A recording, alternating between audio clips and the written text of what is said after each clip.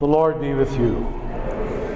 A reading from the Holy Gospel as written to us by Luke. Someone in the crowd said to Jesus, "Teacher, tell my brother to share his inheritance with me." And Jesus said to him, "Friend, who appointed me as your judge or arbiter?" And then he said to the crowd, "Take care to guard against greed in any form. For though one may be rich, one's life does not consist in possessions." And then he told them a parable. There was a rich man whose land produced a bountiful harvest. And he asked himself, "What will I do? For I do not have space to store my harvest. This is what I will do. I will tear down my barns and build bigger ones. There I shall store all my grain and other goods, and I shall say to myself, now you have so many good things stored up for so many years. Rest, eat, drink, and be merry." And God said to him, "You fool. This night your life is demanded of you. And all the things that you have stored up, to whom do they now belong? Thus it will be for all who store up treasures for themselves, but are not rich in the things of God." The Gospel of the Lord. Well, this is one of those Gospels that's really had very little effect in Christian history. People who say they follow the Scriptures have no trouble in having huge savings accounts. I bet most of us do. Which shows in many ways that we made the message of Jesus something practical that fit into our existing worldview. But the radical underlying message, again and again, has largely been ignored. The whole set of readings today begins with that marvelous but scary reading from Ecclesiastes, "Vanity of vanities, and all is vanity."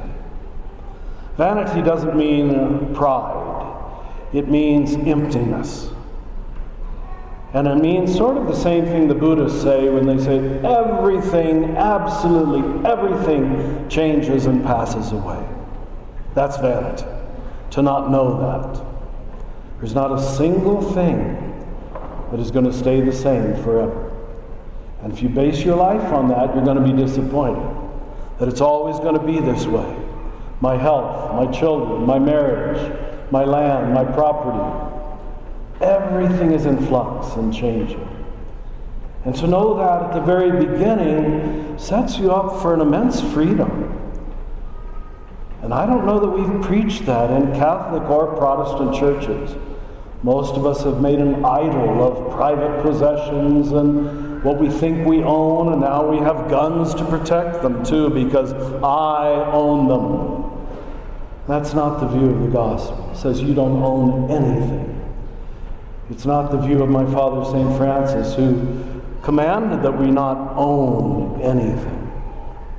Because it's all vanity anyway. You say you own it, as Jesus says here, wait a while. You won't own it for long.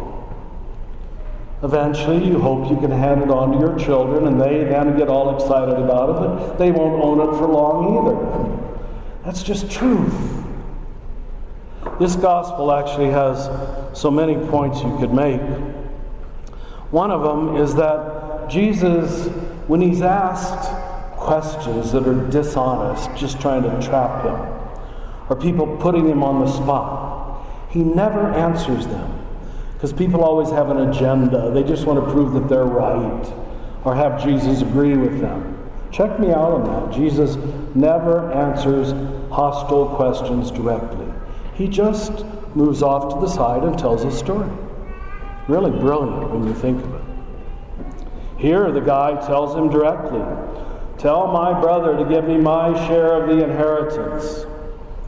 And here Jesus almost sounds like Pope Francis. I guess you heard Pope Francis last week flying back from Brazil, and some journalist said, well, what do you think about gay people?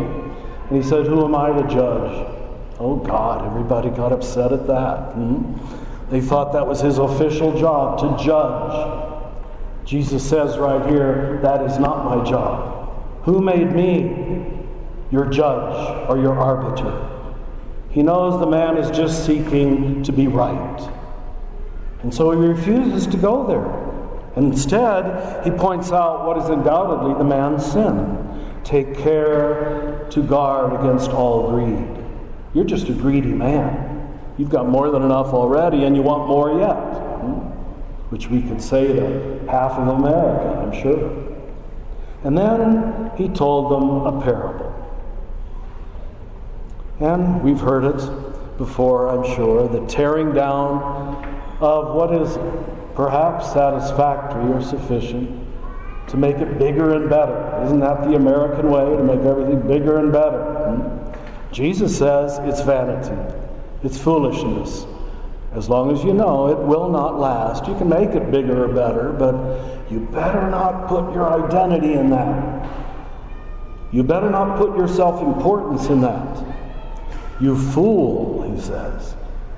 He calls it foolishness or vanity. Don't you know, maybe this very night, your life will be required of you. And then, what does it all mean? So to live the gospel is to live with the freedom as if you were going to die tomorrow. Would you care about the things you're caring about? Would you get upset about someone cutting in front of you on the highway? It all seems so silly then.